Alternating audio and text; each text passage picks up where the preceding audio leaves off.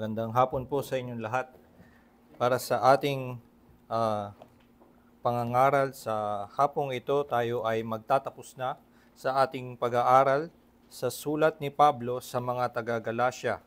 Magsisimula tayo sa talatang 11 at hanggang sa katapusan ng sulat sa talatang 18. Sa mga katapusan ng sulat, ito siguro yung marami sa atin ay lalampasan na lang kapag dumadating tayo sa mga ibang sulat ni Pablo dahil minsan ay nagbibigay na lang siya ng mga huling pagbati, nagbabanggit siya ng mga tao na hindi naman natin kilala.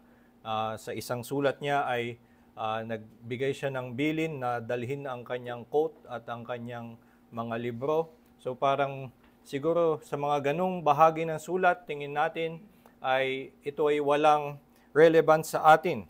Pero dapat nga nating panghawakan ang sinabi nga rin ni Pablo na ang lahat ng kasulatan, all scripture, is breathed out by God and is profitable. Lahat ng ito ay may pakinabang sa atin at kailangan nating bigyan ng pansin ang bawat salita na lumalabas sa bibig ng ating Panginoon. At lalo na itong bahaging ito ng pagtatapos ng sulat ni Pablo sa mga taga-Galasya ay sinasabi pa niya mismo na ito'y bigyang pansin. Kaya noong yung buong sulat ay idinikta niya sa isang secretary nating matatawag, ay pagdating dito sa bahaging ito, ay kinuha niya yung panulat ng kanyang sarili at siya na mismo ang nagsulat. At siguro alam ng mga taga-Galasya kung ano ang itsura ng kanyang sulat, kaya sinasabi niya na tingnan nyo, ako mismo ang nagsusulat nito. At ito'y nagpapakita na gusto niya na bigyang pansin talaga itong huling bahagi na kanyang argumento. Kaya tayo nga din ay magbigay ng ating atensyon dito sa mga huling argumento ni Pablo na nagpapatibay kung ano ang tunay na ebanghelyo na nakapagliligtas sa mga makasalanan, na makakapagligtas sa atin sa ating mga kasalanan. Pakinggan natin ang salita ng Diyos dito sa Galatians chapter 6. Babasahin ko mula sa ESV ang verse 11 hanggang 18. Pakinggan natin ang salita ng Diyos. See with what large letters I am writing to you with my own hand.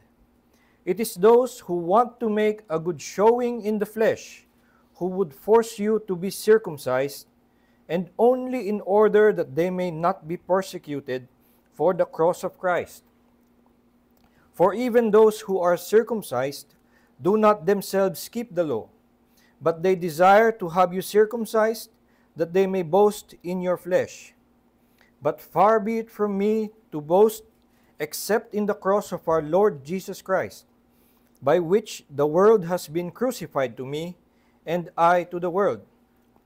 For neither circumcision counts for anything, nor uncircumcision, but a new creation. And as for all who walk by this rule, peace and mercy be upon them, and upon the Israel of God. From now on let no one cause me trouble, for I bear on my body the marks of Jesus. The grace of our Lord Jesus Christ be with your spirit, brothers. Amen. Ito po ang salita ng Diyos. Tayo po ay sandaling manalangin. Ama naming Diyos, kami nga ay narito at naghahangad na mamuhay ng naayon sa iyong kalooban. Nakikilala ka namin bilang aming tagapaglikha, na tagapagligtas sa amin, sa aming mga kasalanan.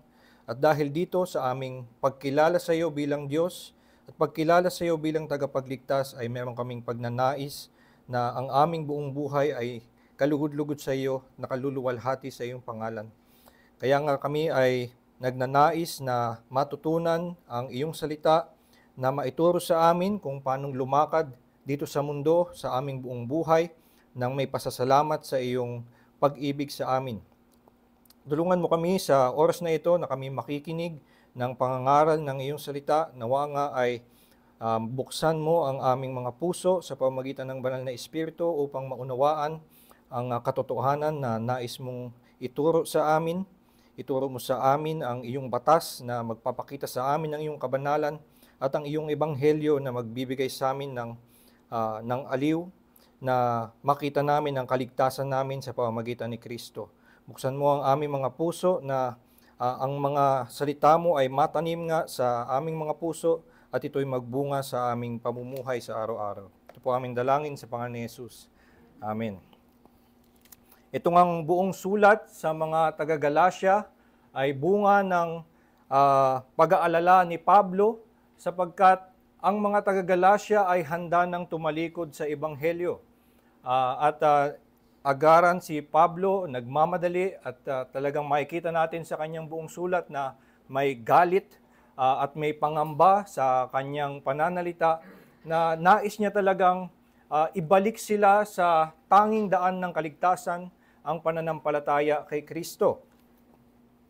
At itong buong issue ay umiikot sa circumcision. Maaari nating ituring na representation of the Judaizers' view, yung sinasabi sa Acts chapter 15 verse 1, malamang hindi ito rin yung mga tao na nanggulo sa Galatia, pero ito rin yung pananaw na kanilang ikinakalat sa churches in Galatia. Sabi sa Acts chapter 15 verse 1, some men came down from Judea and were teaching the brothers, unless you are circumcised according to the custom of Moses, you cannot be saved. So ang pinagmumulan ng nangyari sa mga taga-Galacia ay itong mga mananampalataya doon, mga napangaralan ni Pablo noon ng ebanghelyo na dating tumanggap sa pangako ng Diyos, sila ay sumampalataya sa pangako na sa pamamagitan ni Kristo, sila ay may kapatawaran sa kanilang mga kasalanan, ay ginulo at tinakot muli nitong mga Judaizers. Sinasabi sa kanila na may kulang. Meron silang kailangang idagdag at ang sinasabi dito, unless you are circumcised according to the custom of Moses, you cannot be saved. So, ang pinagmumulan ay hindi naman na yung mga taga-Galacia ay nahimok ng worldly pleasures at gusto nilang talikuran na lang ang Kristyanismo dahil maraming ipinagbabawal sa Kristyanismo. Kaya dahil sa kanilang pagsampalataya sa Kristyanismo, sa Ebanghelyo ay kinailangan nilang iwan ang mga kinalulugod nila sa mundo. Hindi ganoon ang dahilan ng kanilang pagtalikod. Sila ay nahimok na natakot sila sa Diyos. Kumbaga, yun ang dinala sa kanila ng mga Judaizer, muli silang ipinagtakot sa Diyos. Ang sabi sa kanila, may kulang sa inyong kaligtasan. Yung pananampalataya ay hindi sapat. Kailangan yung dagdagan. Dito at least, ang isa lang explicit na sinabi ay pagtutuli. Pero hindi lang yun. Later on, kung ituloy niyo yung pagbabasa sa Acts chapter 15, sinabi din nung mga nagsasabi nun na kailangan daw silang turuan na sundin ang lahat ng mga kautusan ni Moises. So, kailangan na sila ay mamuhay bilang mga Hudyo.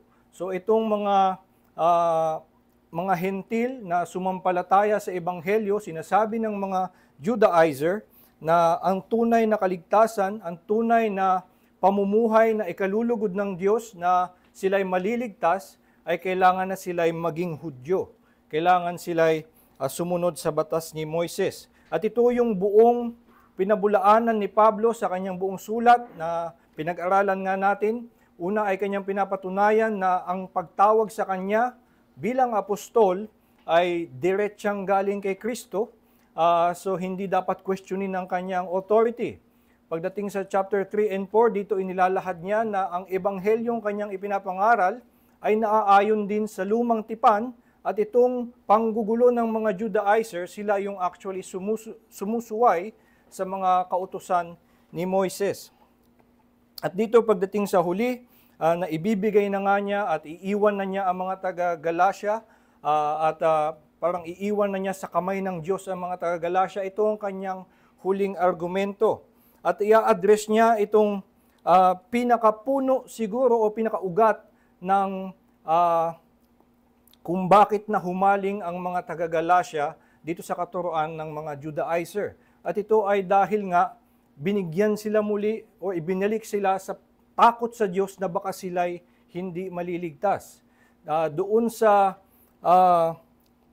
kalagayang iyon na hindi uli sila tiyak, nawala ang kanilang katiyakan ng kaligtasan na ipinapangako ng Ebanghelyo, ngayon ay sinasabi sa kanila na meron silang mga dapat gampanan, meron silang mga dapat idagdag para maging tiyak sa kanilang kaligtasan. So na ang pinaka-pinag-uugatan nito ay takot. At siguro naging attractive sa kanila yung turo ng Hudyo kasi mukhang siniseryoso ang relihiyon. Mukhang siniseryoso ang pagsunod sa batas ng Diyos. Mukha silang seryosong takot sa Diyos kasi sinasabi nila yun ang kanilang hangarin. Yun ang kanilang concern na para tunay kang maligtas, kailangan sumusunod ka sa batas. Kailangan na ayon ng iyong pamumuhay sa mga iniutos ng Diyos sa lumang tipan. So, ito yung pinaka-attraction ng false teaching na ito at ito ngayon yung ina-address ni Pablo. At una niyang ipapakita sa kanila na itong mukhang pagkamakadiyos ng mga Judaizer ay hindi tunay na takot sa Diyos. Sa totoo lang, hindi Diyos ang kanilang kinakatakutan, kundi tao. Ito ang kanyang sinabi mula verse 12 na kanyang inilalahad kung ano ang tunay na motibo ng mga nanggugulo sa kanila. Sabi niya sa verse 12, "It is those who want to make a good showing in the flesh who would force you to be circumcised." So gusto lang magpakita. Itong ginamit na salitang to make a good showing sa original language ay na magpakita ng magandang muka. So to show a good face. It is those who want to have a good face na ipapakita, sila itong mga namimilit sa inyo na magpatuli. So hindi ito mula sa kanilang takot sa Diyos, hindi ito sa kanilang seryosong or sinserong kagustuhan na sumunod lamang sa mga kautusan ng Diyos. Ang tunay nilang motibo ay to make a good showing in the flesh. Later on, ang sasabihin niyang salita kung ano kanilang tunay na motibo sa verse 13, sa huling bahagi ng verse 13, ang nais lamang nila ay kapareho ng sinabi, ay to boast in your flesh. They desire to have you circumcised that they may boast in your flesh. So ito daw yung tunay lang na motibo ng mga Judaizer na nagsasabing kailangan nilang magpatuli, kailangan nilang maging Hudyo, kailangan nilang sumunod sa mga kalakaran ng utos ni Moises. Ang tunay nilang motibo lamang ay hindi takot sa Diyos, kundi gusto nilang magmalaki sa inyong laman, gusto nilang gumawa ng good showing in the flesh. Ngayon, paano nalaman ni Pablo na ito ang kanilang tunay na motibo? Ito ba ay nang-aakusa lamang siya at sinasabi lamang niya na ito lang ang kanilang motibo, kaya wag niyo silang paniwalaan? Ito ay gawain ngayon ng mga political debates, sisiraan lang nila yung kanilang kalaban at sasabihin ito lang gusto niyan, mga makasariling motibo lang ang nagdadala sa kanya. So hindi natin dapat isipin na si Pablo, inspired by the Holy Spirit, ay gumagawa ng breach of the ninth commandment at gumagawa lang ng false accusation sa kanyang mga kalaban. So itong ginagawa ni Pablo ay ito ang tunay na motibo talaga ng mga false teacher. At may mga nagsasabi na kaya ito nalaman ni Pablo ay dahil nga siya ay inspired by the Holy Spirit, ay baka ibinulong sa kanya. Ganitong may special insight siya sa puso ng ibang tao dahil siya ay inspired by the Holy Spirit. Sa aking palagay, hindi kailangan na ganun. Dahil meron siyang malinaw na argumentong sinabi dito, paano niya ito nalaman na yun ang kanilang motibo. Sabi niya sa verse 13, "Even those who are circumcised do not themselves keep the law." So malinaw sa kay Pablo na imposibleng takot sa Diyos ang nagdadala sa kanila na pasunurin kayo sa batas. Dahil kung sila mismo, dapat silang umamin na sila din ay hindi sumusunod sa batas.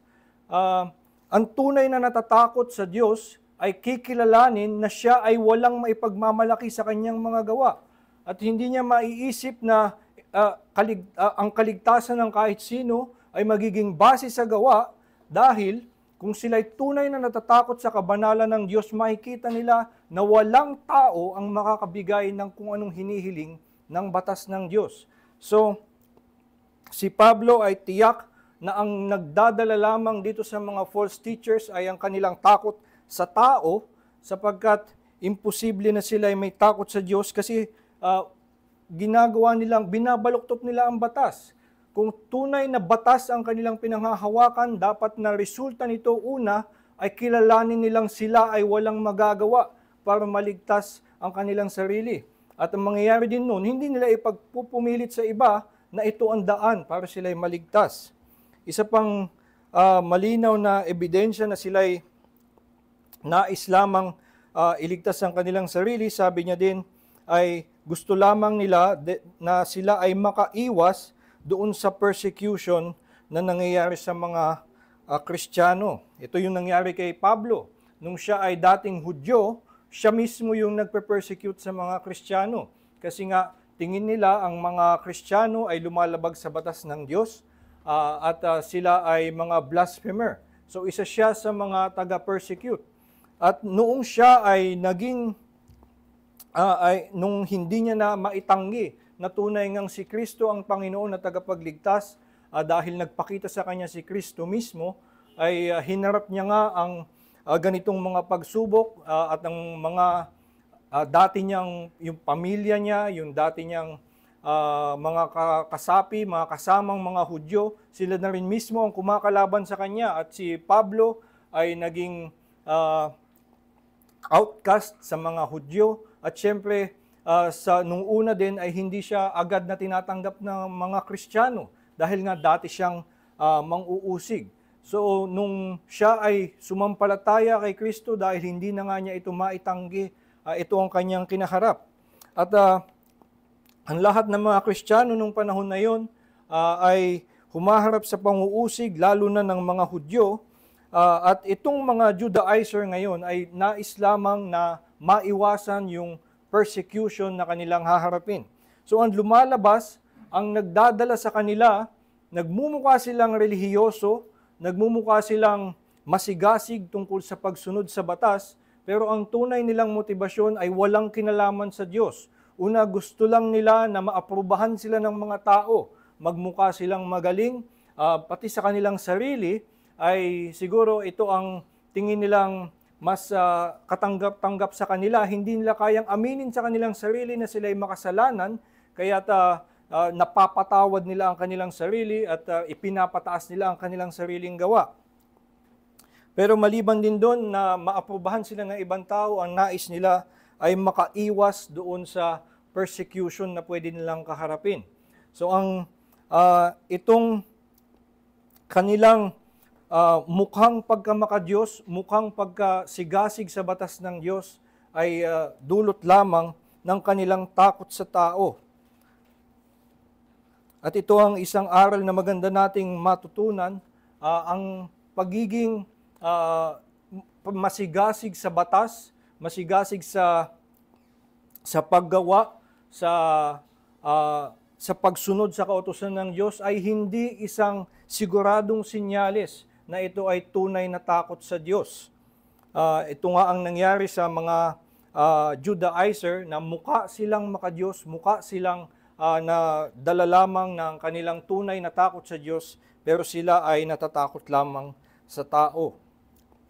Ang tunay na takot sa Diyos, ang tunay na pagkilala sa kanyang kabanalan at sa kanyang batas ay kumikilalang siya ay makasalanan at walang ibang pag-asa kundi kaawaan siya ng Diyos na banal. Si Jonathan Edwards ay kilala sa kanyang sermon na Sinners in the Hands of an Angry God. Ito ay kinilala lamang paglipas ng panahon na ito ang naging pinakatanyag niyang sermon. Pero si Jonathan Edwards mismo sa kanyang sariling pagtatala, nung kanyang tinitingnan, nung kanyang itinatala kung alin sa kanyang mga sermon ang tingin niyang may pinakamagandang tugon, hindi iyon ang kanyang binanggit, kundi ibang sermon na ang title ay The Justice of God in the Damnation of Sinners.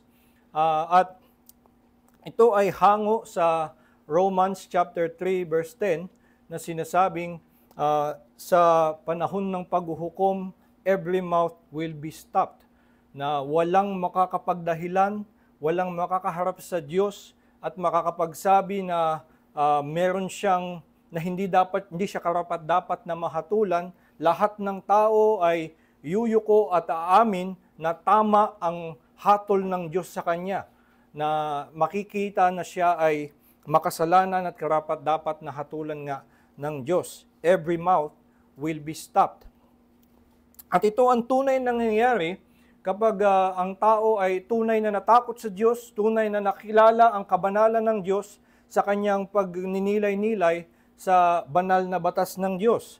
Makikita natin to sa lahat ng mga engkwentro ng mga tao ng Diyos sa tuwing makikita nila ang isang vision of God o makakita sila ng some sighting of His holiness, ay ang nangyayari sa kanila, hindi na bigla silang tumatayo at nagmamalaki. Lahat sila ay napapatakbo at sinasabi, lumayo kayo sa akin, ako'y makasalanan. Ito ang nangyari kay Isaiah chapter 6, nung nagkaroon siya ng vision na nandun ng Diyos at kumakanta ang mga anghel na Holy, Holy, Holy is the Lord God Almighty. Ang kanyang immediate response ay kilalanin, depart from me, I am a man of unclean lips. So siya ay ang nagiging pagkilala ng tao sa harap ng banal na Diyos, lumalabas ang kanyang kasalanan. Nakikita niya sa kanyang sarili na siya'y walang maisasagot sa Diyos. His mouth is stopped. Ganun na nangyari din kay Pedro noong gumawa ng milagro si Jesus. Hindi pa niya una nakilala si Jesus. Nung una pa lang na dumating si Jesus doon at nung sinabi sa kanya na ibalik mo yung lambat, at nung nakahuli ng maraming isda, nakilala niya na ang nasa harapan niya ay ang Panginoon ng dagat, ang Panginoon ng lahat ng nilikha na sumusunod sa kanya ang lahat ng bagay. At kaya ang kanyang naging immediate response nung ma-realize niya na Panginoon ang nasa harap niya, sabi niya, lumayo ka sa akin, ako ay makasalanan. Ito ang tunay na tugon ng mga tunay na nakaharap sa kabanalan ng Diyos, na tunay na natamaan, nakita ang kabanalan ng Diyos sa kanyang batas. Hindi nasasabihin, nako, may mga kailangan pala akong gawin na hindi ko nagawa, ibigay ko na nga para makatakas ako. Ang unang nagiging response nila ay makita, naku, wala akong pag-asa, nasa ilalim na ako ng hatol ng Diyos. Kaya ito malinaw kay Pablo na itong mga Judaizer na kung magsalita tungkol sa batas ay para bang kaya nila itong sundin, sinasabing ito ang daan para maligtas, hindi kayo maliligtas kung hindi nyo ito gawin, ay parang ang pinaparating nila doon ay na kami nagagawa namin. Nagagawa namin kung ano ang hinihiling ng batas, nagagawa namin ang tunay na kabanalan para kami ay maligtas. So, ito ay pagmamataas, pagmamaliit sa batas ng Diyos, pagmamaliit sa kabanalan ng Diyos. At dapat nating matutunan na wala tayong maihaharap sa Diyos, wala tayong maaasahan, maipapakita sa Diyos na makatutupad, makatutugon sa hinihiling ng kanyang batas.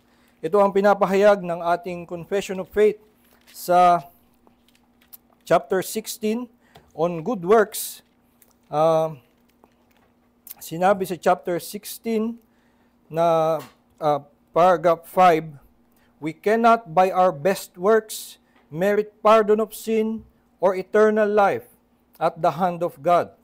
So, dito sinabi na hindi lang we cannot merit by good works, sabi we cannot merit by our best works. Kahit yung pinakamagaling pa nating mga gawa, pinakakahanga-hanga, pinakabanal sa ating mga gawa ay hindi sapat para makamtan ang pagpapatawad sa kasalanan at ang walang hanggang buhay.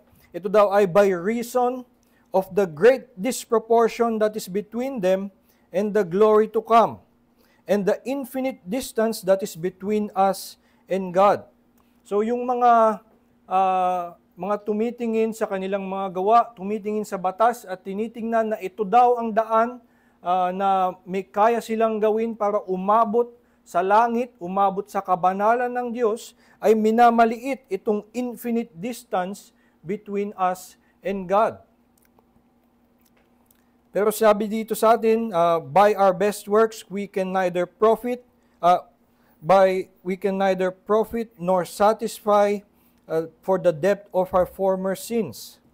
Tapos ito ay yung sunod na bahagi sa ating confession ay isang quotation from Jesus Christ. Sinabi ni Kristo mismo na dapat daw ganito ang ating maging pagpapahayag tungkol sa ating mga mabuting gawa.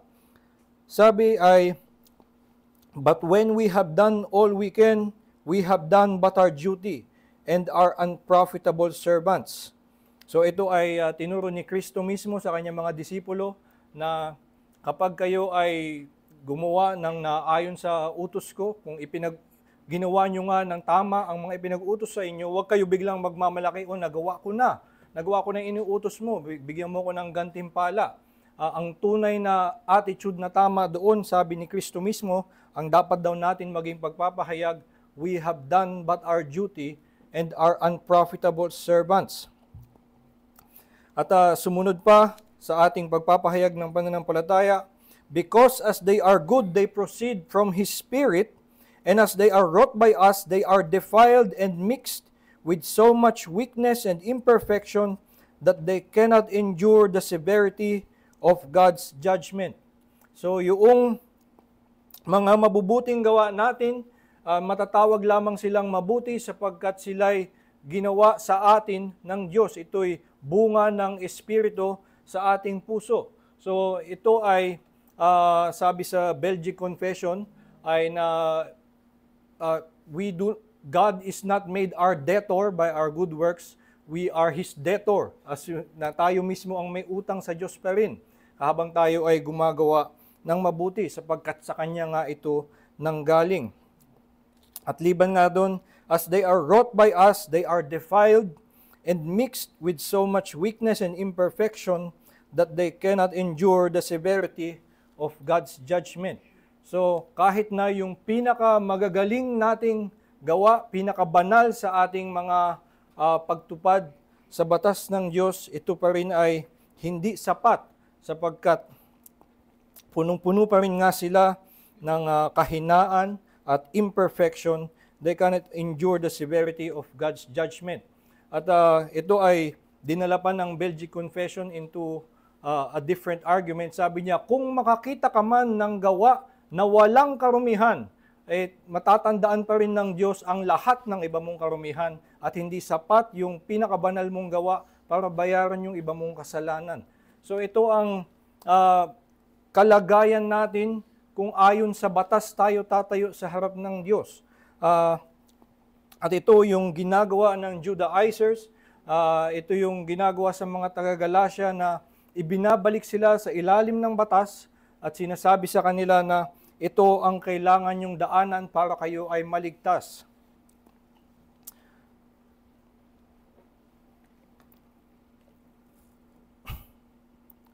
Pero maliban sa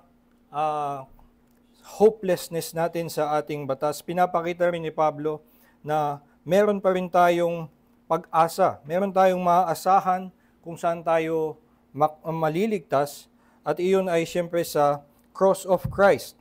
Ito ang binanggit niya sa simula verse 14, but far be it from me to boast except in the cross of our Lord Jesus Christ.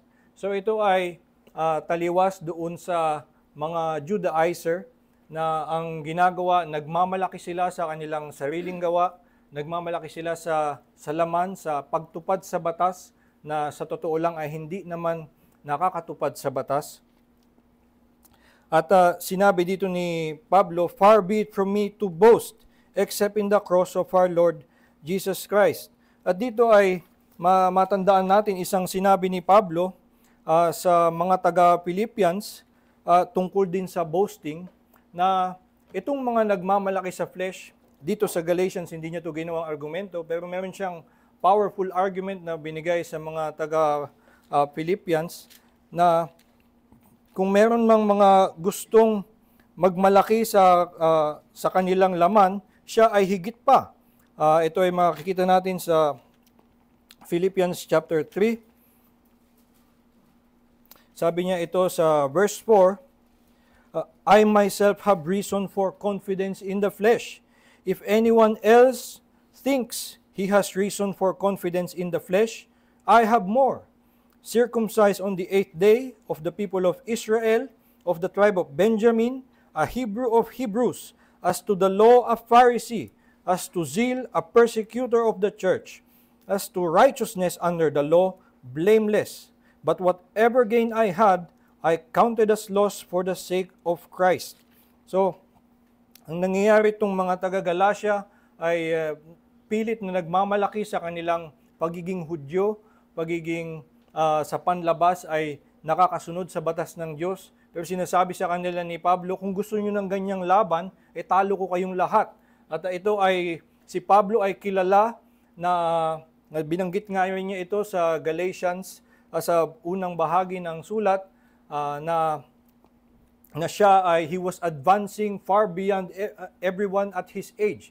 So kilala siya ng mga Hudyo bilang isang advanced na Jew, very zealous for his tradition, for the tradition of his fathers, pero nakita nga niya na ang lahat ng ito ay hindi makapagdadala sa kanya sa kaligtasan.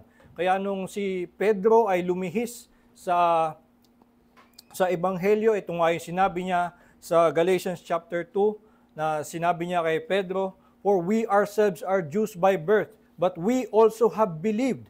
Tayo rin mismo ay sumampalataya na sapagkat nalaman nga natin na walang makakaharap na may katwiran sa Diyos kung ayon sa gawa ng ayon sa batas. Ito binanggit niya sa Galatians 2:15, we ourselves are Jews by birth and not Gentile sinners. Yet we know that a person is not justified by works of the law, but through faith in Jesus Christ. So we also have believed in Christ Jesus in order to be justified by faith in Christ and not by works of the law, because by works of the law, no one will be justified. So ito ay si Pablo mismo na siyang tunay na masigasig sa batas, tunay na talagang zealous, and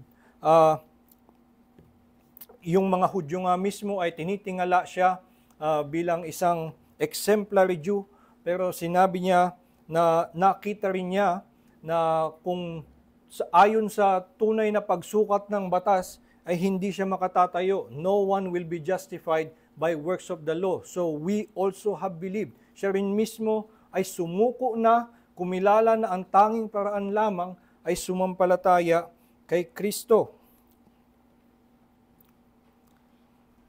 Sabi niya dito, far be it from me to boast except in the cross of our Lord Jesus Christ, by which the world has been crucified to me.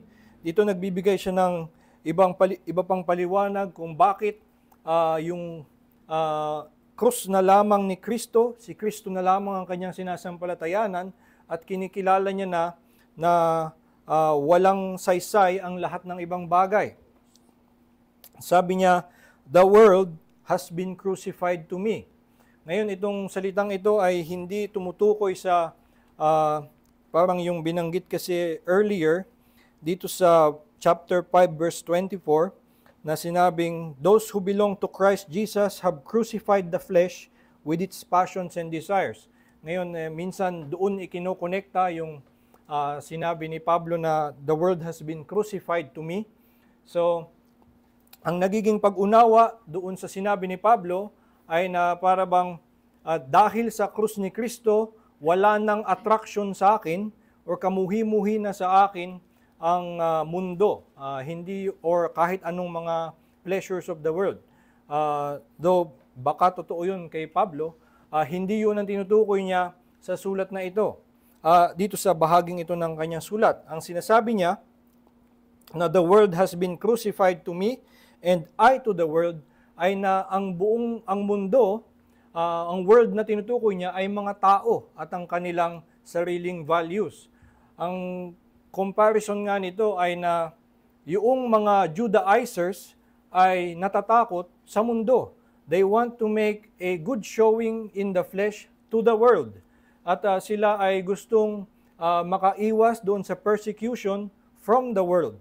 At ngayon si Pablo ay sinasabi niya sa pamamagitan ng cross ni Kristo ay the world has been crucified to me and I to the world. At ang mas reference niya dito na kamukha ng previous niya sinabi ay sa Galatians chapter 2 verse 20, I have been crucified with Christ. It is no longer I who live, but Christ who live in me. The life I now live in the flesh, I live by faith in the Son of God, who loved me and gave Himself for me. So ang tinutukoy niya dito ay na patay na siya sa mundo. Parang sinabi niya din sa verse 19, through the law I died to the law so that I might live to God. So ayon sa cross ni Kristo ay yung paghuhusga ng mundo ay wala ng epekto sa akin. Yun ang gusto niya sabihin, na siya'y, na yung the world is crucified to me, wala na silang masasabi sa akin. And also that I am crucified to the world.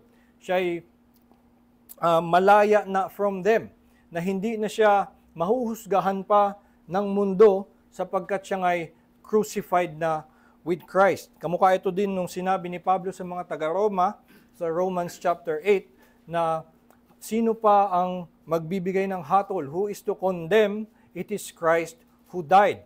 So, yung kamatayan ni Kristo ay nagbigay ng daan para si Pablo ay magkaroon ng katiyakan na siya'y malaya na sa anumang ipapataw na condemnation ng mundo. So, may mga magsabi man sa kanya na siya'y lumalabag sa batas, yung mga Hudyo man ay i-persecute pa siya, I am crucified to the world. Hindi na nila ako magagalaw. And also, they are crucified to me. So ito yung sinasabi ni Pablo na sa pamamagitan ng cross ni Kristo ay malaya na siya. At ito yung hindi naunawaan ng mga taga-Galacia na kaya sila nadala nitong mga false teachers ay dahil noong dumating sila at nagbibigay uli ng condemnation sa kanila na itong mga batas na to ang hindi nila tinutupad, dapat naging tugon nila, hindi, I have been crucified with Christ. At ang batas ay tinupad na ni Kristo, binayaran na niya ang aking kasalanan, hindi na yan ang magiging batayan ng aking kaligtasan. Pero mukhang nakalimutan nila yon, nakalimutan nila ang cross of Christ, na wala yun sa kanilang paningin, at muli natatakot sila, nahaharap sila doon sa hatol ng batas ng Diyos, at sila'y mawawalan ng kaligtasan. Kaya nga isa sa mga argumento ni Pablo dito sa dulo ng Galatians chapter 3, simula ng Galatians chapter 3, na mga hangal ba kayo, nakalimutan nyo ba na si Kristo ay ipinako sa harap nyo o ipinakitang crucified in front of you. So, itong cross of Christ ay dapat na magbigay sa kanila ng kalayaan na tumindig laban sa panguusig ng mga Hudyo, panguusig ng sino man mula sa mundo, sapagkat wala na dapat makakapag-condemn sa kanila, sila nga ay malaya na. At ito ang dapat naman din nating maunawaan bilang ang mga mananampalataya, ito ang kaligayahan at kalayaan na meron tayo. Malaya na tayo mula sa the terrors of law and of God. With me can have nothing to do, ayon sa kanta ni Augustus Toplady. Itong pananakot na tayo daw ay nasa ilalim ng batas, merong creative na paglalarawan si Charles Spurgeon. Sinabi niya na may mga nag-iisip na tayo ay nasa ilalim ng batas na patuloy na tinatakot ang mga Kristiyano na kailangan nila itong sundin kundi hindi sila maliligtas. Sabi niya, isa lang naman itong creative na paglalarawan, baka ma-offend tayong konti. Pero sabi niya, hindi. Ang batas ng Diyos ay nasa ilalim ng Kristiyano bilang daan na kanyang lalakaran. So, the Christian is not under the law being terrorized to obey. The law is under the Christian as the path that he walks on. So, yun nga ay sinasabi rin sa atin, pinapahayag ng ating confession of faith na ito naman ay pinagpapatuloy lang natin ang pangangaral din ng ibang Reformed tradition sa tungkol sa batas of the law of God.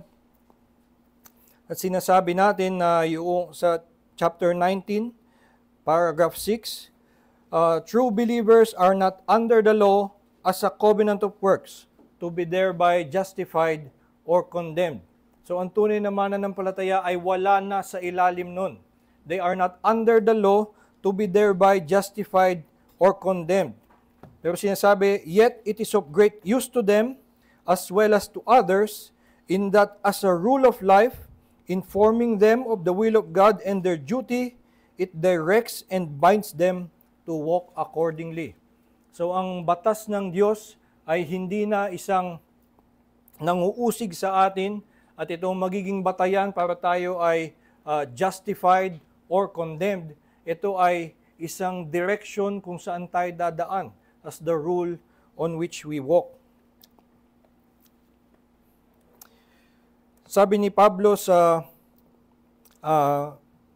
dun sa verse 15, ang dahilan daw kung bakit dun lamang siya sa cross of Christ magmamalaki, neither circumcision counts for anything, nor uncircumcision, but a new creation.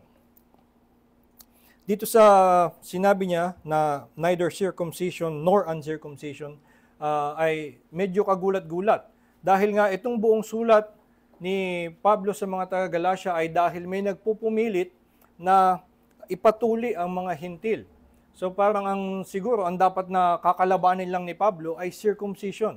Pero pinapakita rin ni Pablo na wala rin dapat pagmamalaki sa uncircumcision, sa pagiging hentil.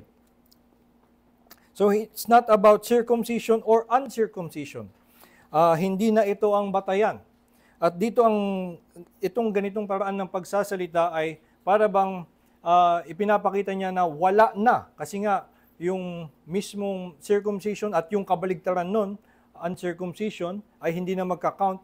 Parang wala ng iba. So, ikinumpas niya na lahat ng mga bagay, circumcision or uncircumcision, they do not count for anything, and what only counts is a new creation. Ngayon, ano itong tinutukoy niya? Madalas na isipin na ang tinutukoy niya dito ay na para bang sinasabi yung panlabas ay wala ng saysay. So circumcision or uncircumcision, mga bagay na panlabas lamang, at ang mahalaga ay new creation, yung panloob. Minsan kasi ito'y kinokonekta doon sa sinabi ni Pablo sa mga taga-Korinto na if anyone is in Christ, he is a new creation. Ngayon, kailangan ding pag-aralan pa kung ano talagang ibig sabihin ni Pablo doon.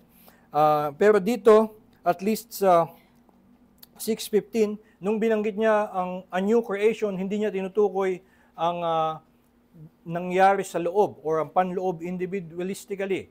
Ang tinutukoy niya dito, ayon sa pananaw ng halos lahat ng interpreters, simula pa 400 AD, so halos lahat ay ito talaga ang pananaw maging mga Katoliko, ay a new creation na tinutukoy dito is the kingdom of God, or being under the kingdom rule.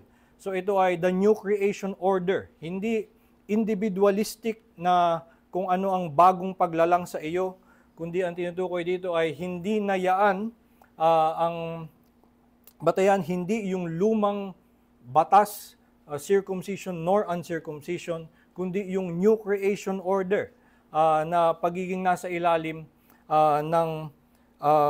ng kaharian ni Kristo. At itong pinakamalapit na pagpapaliwanag na sinabi ni Pablo ay nasa Romans 14, nung sinabi niya doon na the kingdom of heaven is not about eating or drinking. So hindi na ito tungkol sa mga ceremonial laws o sa iba pang bagay, kundi righteousness, peace, and joy in the Holy Ghost. Ito ay pagiging nasa ilalim na ng pamumuno ni Kristo, pagiging nasa ilalim na ng age of the Spirit. It is a new order. At yung katulad nung ipinangako sa New Covenant, the new way of God's relating to people, na hindi na siya tungkol sa na ito ang mga utos ng Diyos na nasa bato at ito ang gagawin nyo. Sinabi nung ipinangako ang new creation, ang new covenant, ay na isusulat sa kanilang mga puso ang batas, hindi na sa bato. At ito ay He will put His Spirit in us, at ito ay magdudulot na tayo'y lumakad sa batas. So hindi na siya kondisyon nung covenant, ito na ay biyaya nung covenant, yung ating pagsunod. So hindi na circumcision nor uncircumcision, wala na sa mga bagay na yon will count for anything. Sabi niya, a new creation. At ito ay being in Christ, being under the new creation order, being as someone who walks by the Spirit.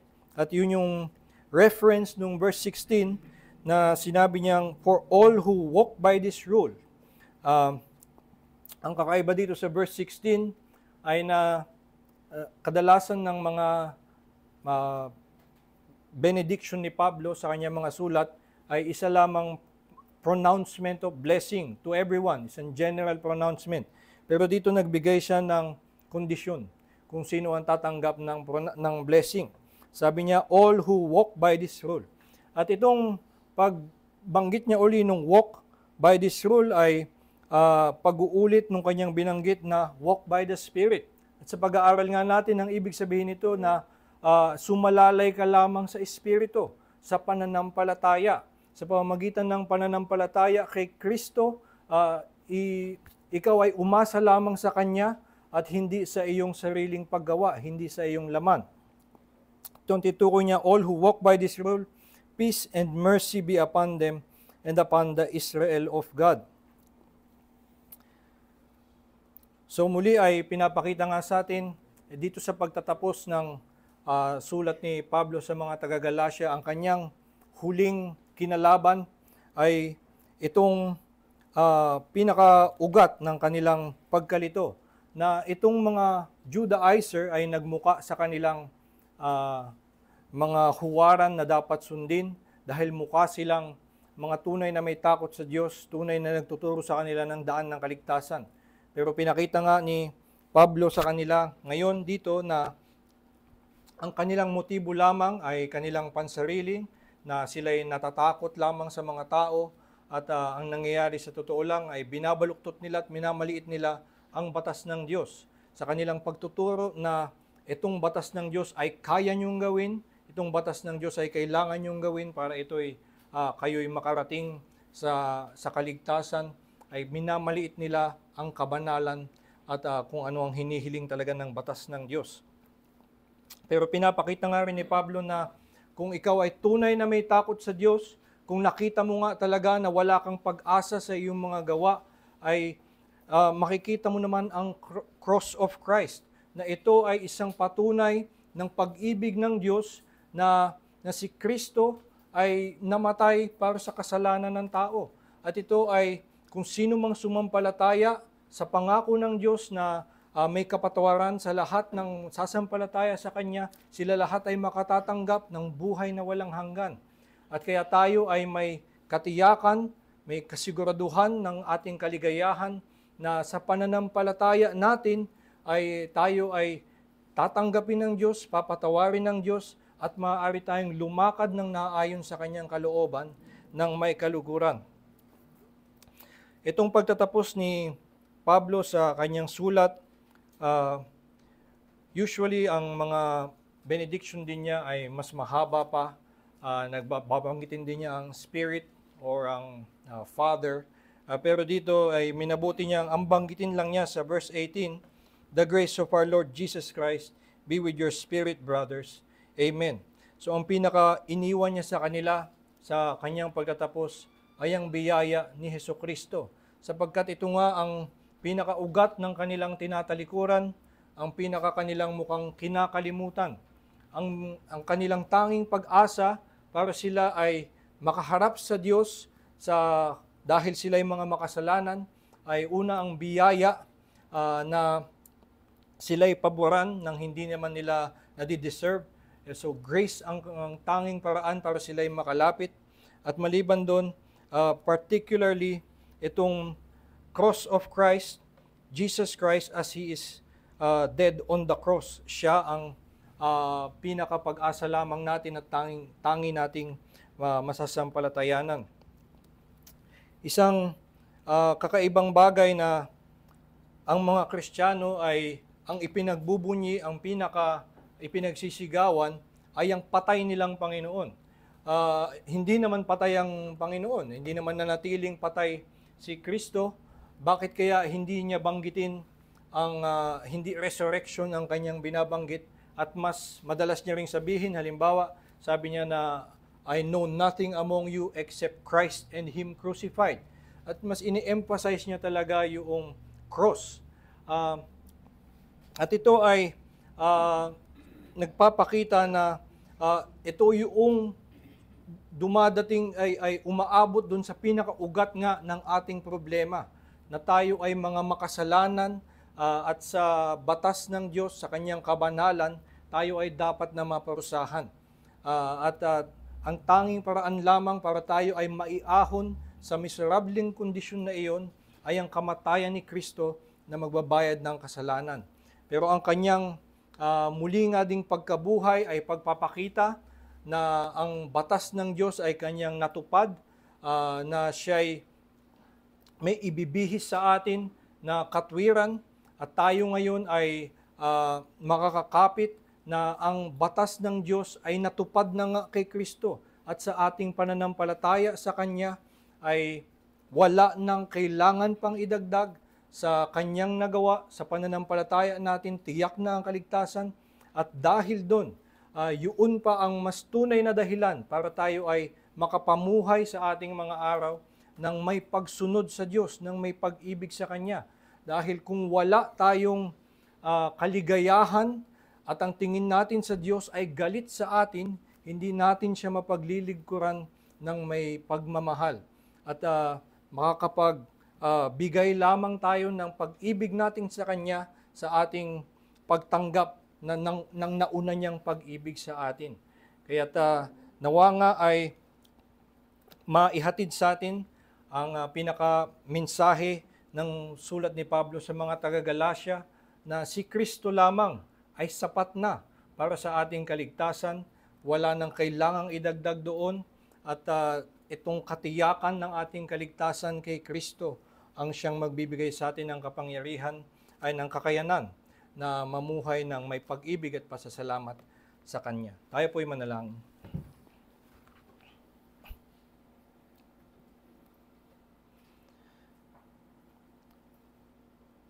Ama naming Diyos, kami po ay kumikilala ng aming pagkamakasalanan, na wala kaming nagagawa na nakasasagot sa iyong batas, na anumang aming pinakamabuting gawa, pinakamagaling na pagsunod sa iyong batas, ito hindi pa rin umaabot sapagkat marami pa rin kaming mga kahinaan at kurmihan.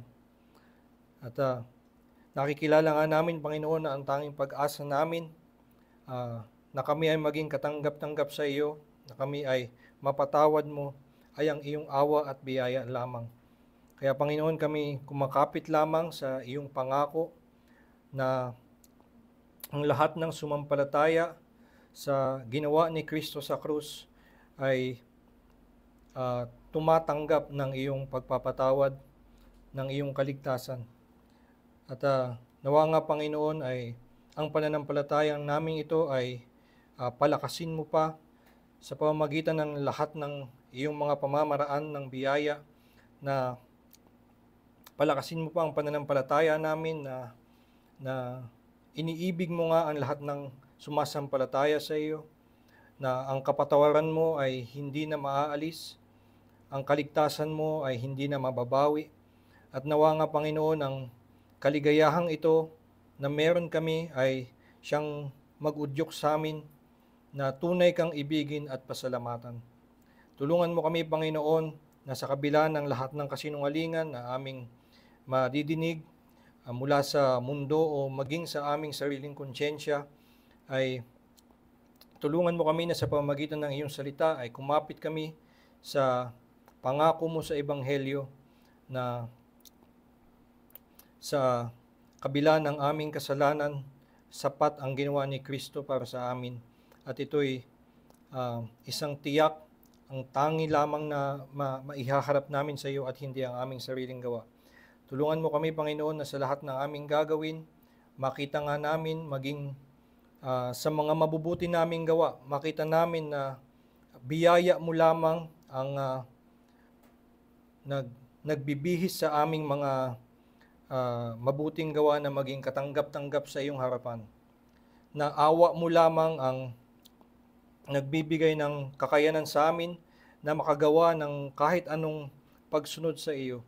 At lahat ng ito ay biyaya mo lamang sa amin at hindi dapat namin angkinin na sa pamamagitan nito'y ikaw ngayon ang may utang sa amin na bigyan mo kami ng parangal o ng iyong pag-ibig sa amin. Tulungan mo kami, Panginoon, na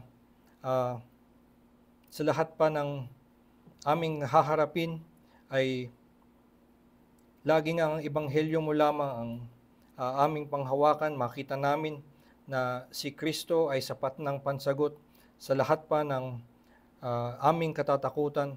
At sa pamamagitan nga nito'y meron kaming matibay na kaligayahan, meron kaming matibay na kalakasan na lumakad ng naayon sa iyong batas. Itanim mo pa at palalimin mo pa lalo ang aming pag-ibig sa iyo, palalimin mo pa lalo ang aming pasasalamat sa iyo, buksan mo pa ang aming puso na makita ang lawak ng iyong pag-ibig sa amin, upang ito nga ay magdulot ng kaligayahan at pasasalamat sa iyong pangalan lamang. Ito po aming dalangin sa pangalan ni Jesus. Amen.